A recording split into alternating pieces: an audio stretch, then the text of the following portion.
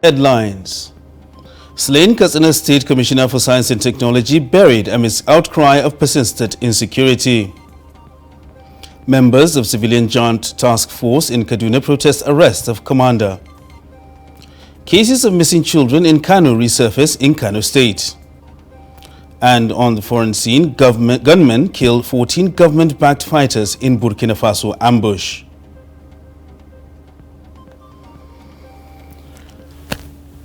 Hello and welcome to Trust TV News Update. I am Ibrahim Yusuf.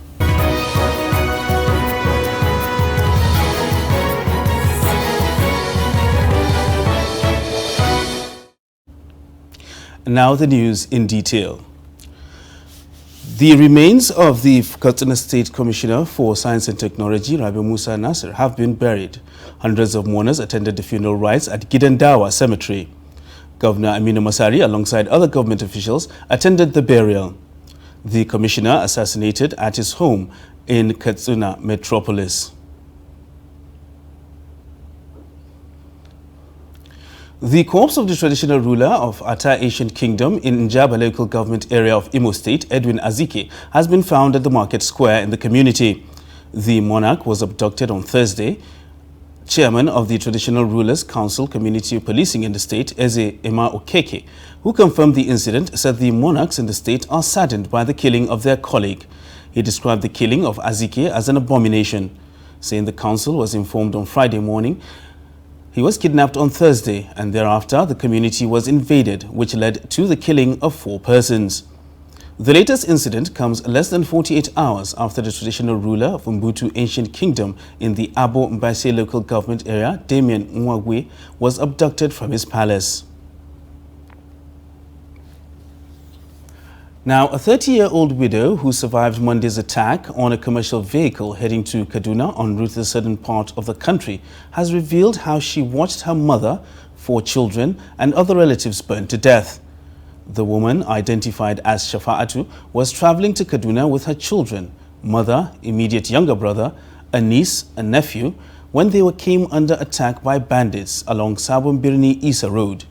Shafa'atu, who is presently at a hospital where she is recuperating from burns sustained from the attack, spoke to journalists.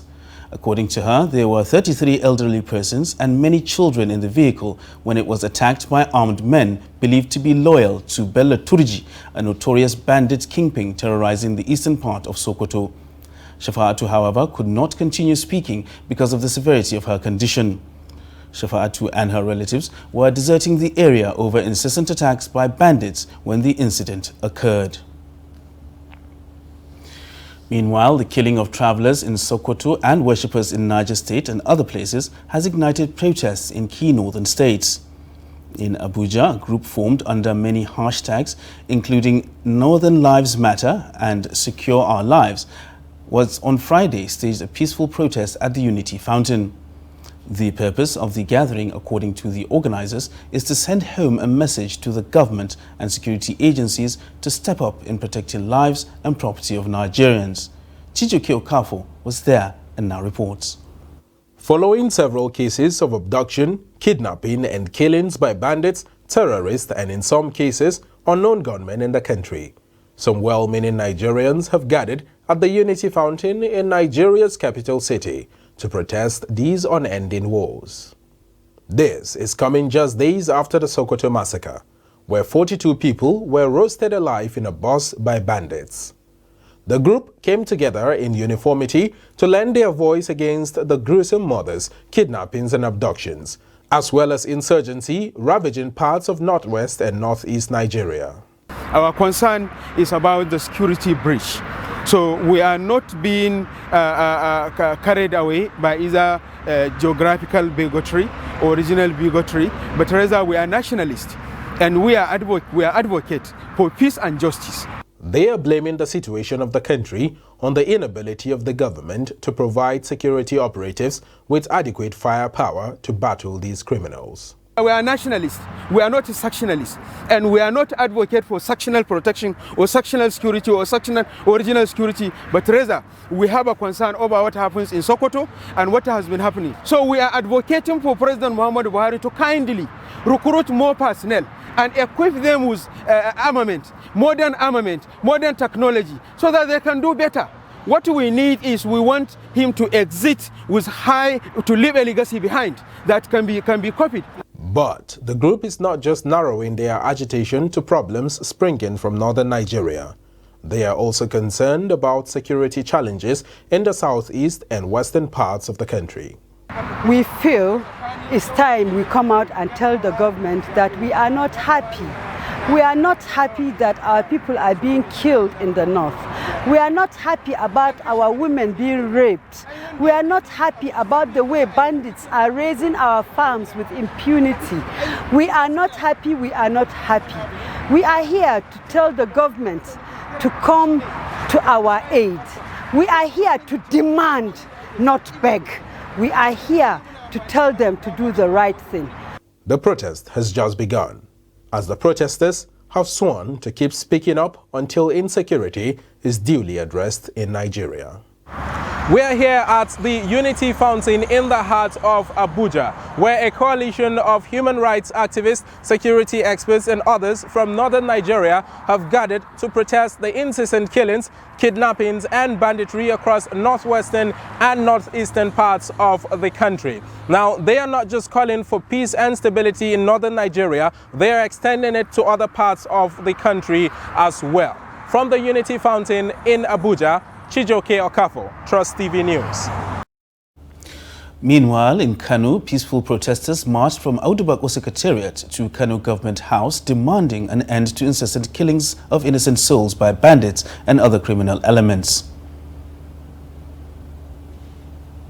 Baba! Please, Baba, we are begging. Baba, police! Baba! Baba, we are dying. Baba, we can't travel Kaduna to Abuja. Baba, we can't travel Kaduna to Abuja. Baba, they are killing us in Niger. Baba, they are killing us in Kaduna. Baba, they are killing us in everywhere. Baba, we are your sons. Katsina, Sokoto, Kaduna, Niger, Nasarawa. Nigeria, we are dying, Baba. Baba, we are dying. Please, Baba, you are dying. Our dear governor, send our message to His Excellency, the President of Nigeria, President Muhammadu Buhari. Baba, we are dying. Baba Ganduja, Nigerians are dying. Baba Ganduja, Nigerians are dying. Baba Buhari, Nigerians are dying. We want peace. We want peace. We want peace. We want peace. We want peace. We want peace. We want peace. We want peace. Safety. Security. Security.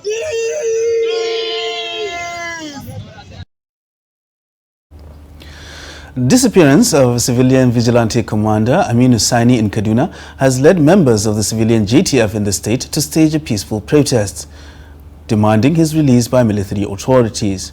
Addressing newsmen in Rigasa and Igabi local government shortly after the protest, members of the civilian JTF said all efforts to trace the whereabouts of their commander proved abortive.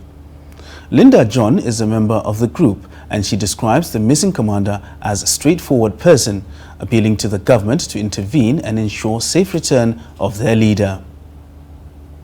Not happy that we just see that in the 16 days, their commander in the detention, and there's no any custody and there's no anything that government has been done.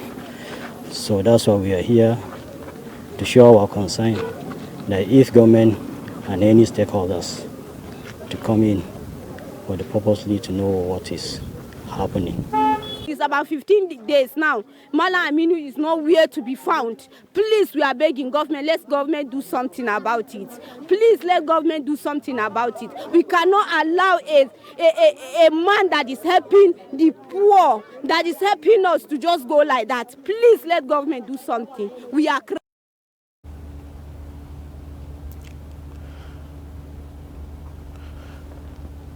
The civilian GTF commander Aminu Sani is said to be picked more than 2 weeks ago by soldiers alongside 2 persons who were released hours later.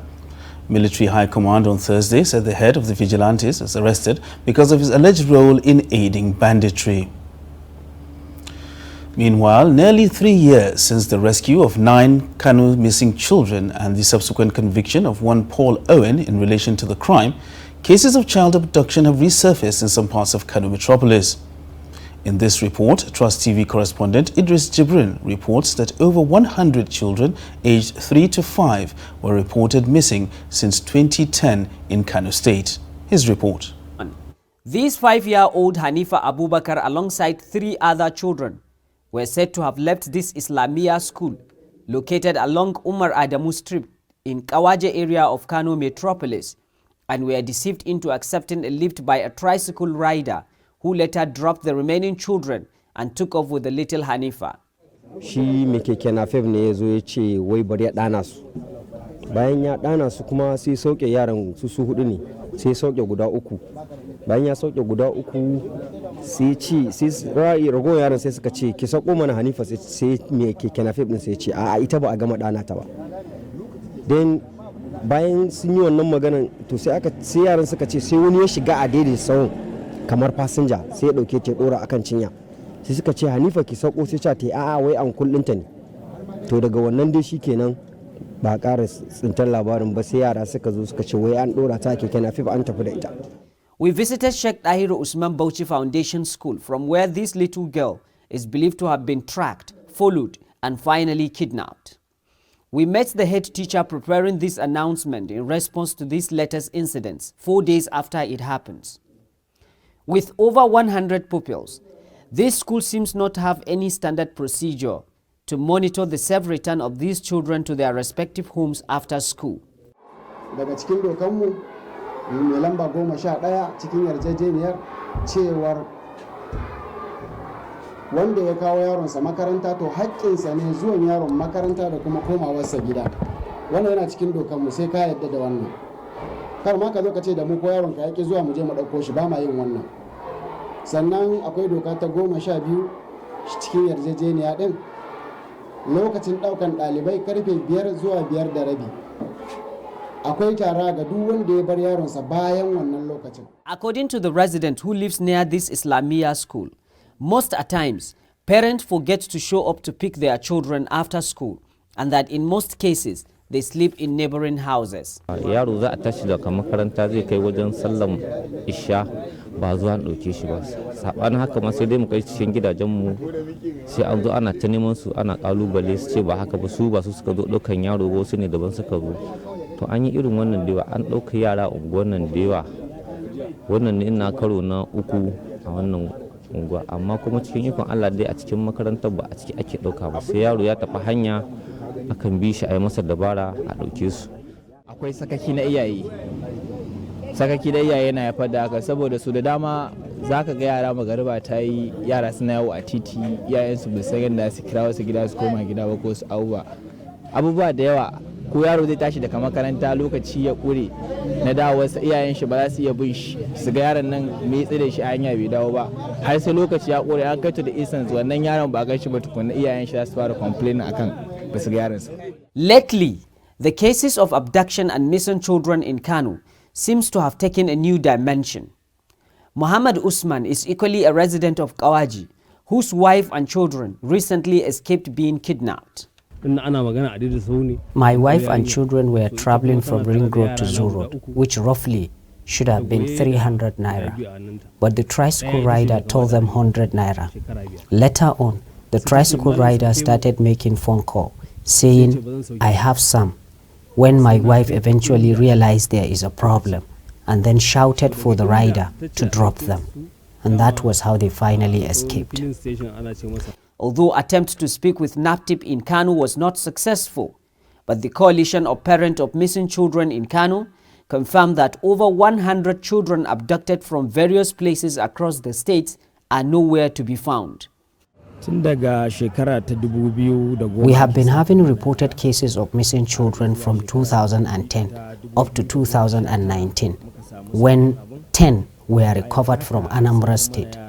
As of today, we have documented over 120 children who are still missing. It is now 5 days since Hanifa Abubakar disappeared, and there is no news from her abductors, making the list of the total number of missing children in Kano to 121. Idris Jibrin, Trust TV News, Kano. Sultan of Sokoto and President General Supreme Council for Islamic Affairs Alhaji Saad Abubakar and the President Christian Association of Nigeria Samson Ayokulle have asked the government to end incessant killings in the country. They spoke in Abuja during Nigeria Interreligious Council 2021 fourth quarterly meeting in Abuja, noting that unless the problem of unemployment, poverty and insecurity are urgently addressed, the nation risks facing even worse challenges. They called on Nigerians, especially the youth, to rise to the occasion by demanding an end to the various injustices they experience. Nigerians are most of them youth, having no job, and we are busy shouting Islamization, Christianization, and this and that. We should face issues like this. There are issues of insecurity, and that's the most terrifying one. If I am to continue talking to you about the insecurity in the north, we will not leave this room. Are we having good governance? If yes, how can we strengthen it? If no, what can we do? Because the whole problem in this country stems from injustice. We can't just sit down and keep quiet and be mourning and groaning in our small corners, in our small cubicles, in our small rooms, in our small villages, and expect those at the top to hear us and change things. No. We must come out and tell them, look, you are doing wrong. This is what we expect you to do. The way the security agency in the federal capital responded to the people kidnapped at the University of Abuja, if they react like that to all the kidnappings in Kaduna State, I think the state would have been better. So it's a challenge to whoever is in charge of command to the security agencies in Kaduna State to up their game.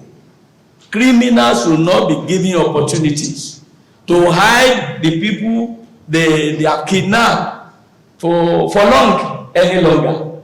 To say this without any fear of contradiction, that procuring platforms, increasing the number of personnel, training and equipping and resourcing our armed forces and security agencies would not achieve the desired results if it is not followed up with winning the hearts of our people in this nation.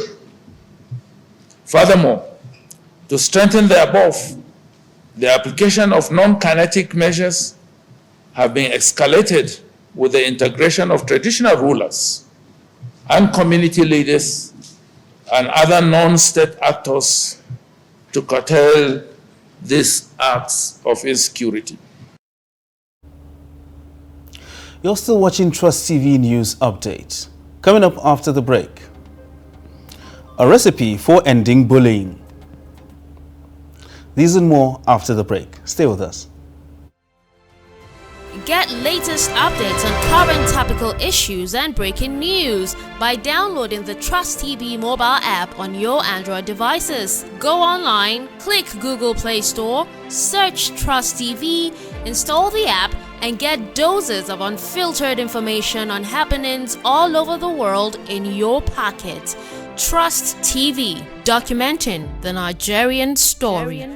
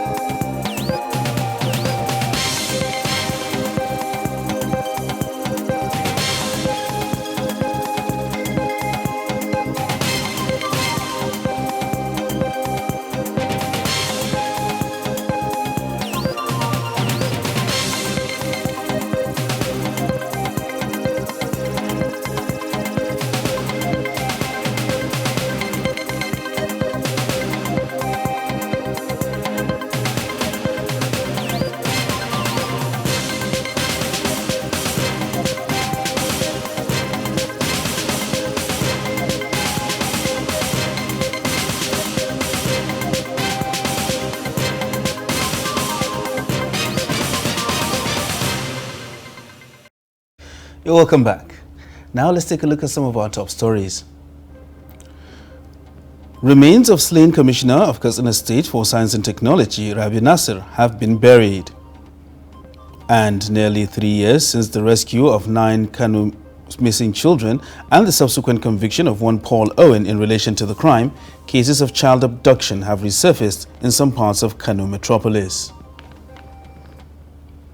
And now moving on to other stories, the House of Representatives has expressed its readiness to pass the 2022 appropriation bill before proceeding on Christmas holidays. The Chairman, House Committee on Media and Public Affairs, Benjamin Kalu, disclosed this during the weekly media briefing at the House of Representatives Press Center, Abuja. Kalu, who allayed the fears of many Nigerians, stressed that this year's budget presentation will be done early enough to ensure the January-December calendar is not defective. Not to be strong enough, not to be cogent enough to address the concerns of Nigerians, because FCT, is a very important location, destination, seat of power for the Federal Republic of Nigeria. So a concern for the security of this capital territory is a concern in the right direction. On the issue of making a bill become an act, which is what the appropriation bill is all about. The whole 9 yards are being followed. And I can assure you that the processes we are going through are the processes known to law, known to the House rules. We will not jump any. So whether there is a financial bill that is coming or not, I can assure Nigerians that the whole 9 years of making a piece of legislation become an act will be employed and has been employed so far. And there will be no gap that will be left for what is outside the books. Meanwhile, the House of Representatives has urged the Federal Ministry of Works and Housing to reconstruct the Bauchi-Gombe Road and build the 2 major bridges at Bara and Tashandurumi as a matter of urgency before the next rainy season. In a motion sponsored by Representative Musa Muhammad Pali, noted that Bauchi-Gombe Road is a major and busy road that links Gombe, Adamawa, Taraba, Borno and Yobe states in the northeast. The lawmaker is worried that the road may not be accessible by the next rainy season if bridges are not constructed at Bara and Tashandurumi. Tashandurumi areas are in need of bridge to connect to the town and community within the exit. I also worry that despite the importance of road, it remains in deplorable state, and constructed bridge require urgent attention to reduce the hardship of the road users during rain season. Also worry that the road may not be possible to next rainy season if the bridges are not constructed at Bara and Tashandurumi due to the bad state of the road. Cases of bullying in schools come into spotlight and national consciousness following the death of Sylvester Oromoni, a JSS2 student of Dowen College, who is said to be bullied by seniors to his untimely death. The controversial incident has sparked angry reactions from the public and across social media. Trust TV's Nafisa Abdul Al speaks to a research officer on public safety and security and some members of the public on the prevalence of bullying in Nigerian schools. Bullying is an act that has always been a part of school life, with the belief that it toughens one's personality and serves as preparation for challenges in the real world. However, an incident which occurred recently at a college in Lagos State involving a 12-year-old student, Sylvester Oromoni, was a tragic case of bullying which resulted in his untimely death. Reports say he was beaten up by about 5 students and given an unknown substance to drink. The incident has caused tremendous outrage on social media and members of the public with the demand for justice. In an interview with Trust TV, Olaniyi Olumayowa, a research officer on public safety and security, speaks to us about the dangers of bullying and its effects on a child's psychological development. Having a child go through bullying creates a consistent fear in the child.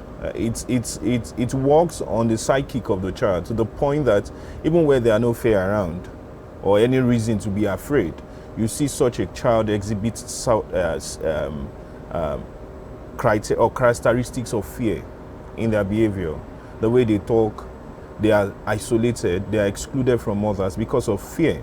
And it's bad to the point that it affects them from being able to express themselves well, even with their mates, with their peers. Talk less of having a conversation with someone who is older. So it's a very bad thing. The mental state of a child that goes through that kind of thing, it's not in good condition at all. So it's just the three-way: the government, the school, and the parents. For the parents, the responsibility of the parents is to ensure that their child is safe. So it's not about just taking your child to a school that has dormitory facility or boarding facility and you just neglect the child there. No, that's wrong. Meanwhile, aggrieved Nigerians share their thoughts on bullying in schools. In short, that particular story, when my daughter was telling me, I told her she should not continue because as a mother, my heart was already grieved. I felt terribly bad. You understand? The boarding school today is not like the one of before. You know, the bully this thing has been on for some time now. It's just that the school system are taking things for granted.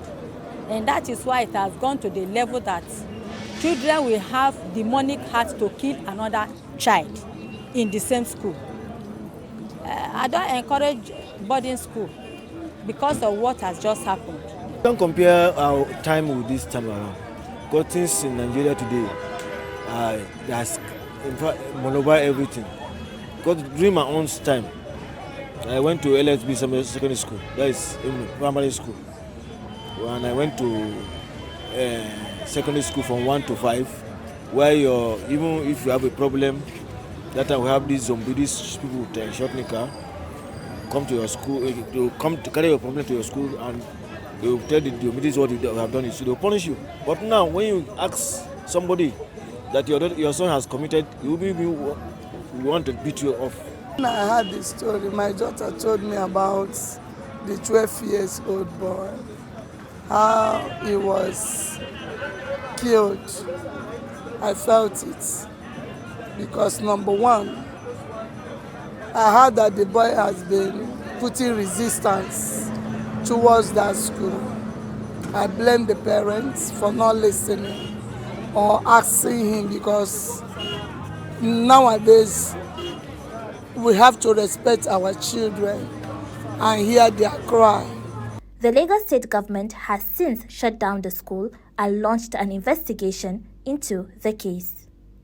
Nafisa Abdul Al, Trust TV News, Abuja. And on the foreign scene, unidentified shooters have killed at least 14 members of a government-backed civilian militia in an ambush in northern Burkina Faso, the latest attack in a surge of escalating violence. In a statement on Thursday, the government said the gunmen had attacked the militia about 10 kilometers from the town of Titao, where they were heading to reinforce other civilian fighters. The 14 killed were members of Burkina Faso's Homeland Defense Volunteers. The incident comes as President Roch Marc Kabore voices increasing criticism over his handling of years-long security crisis that has killed thousands of people, displaced more than 1 million, and left an immense humanitarian crisis in its wake. And with that, we conclude Trust TV News Update for this hour. Don't forget to subscribe and follow us across all our social media platforms. I am Ibrahim Yusuf. Thanks for watching.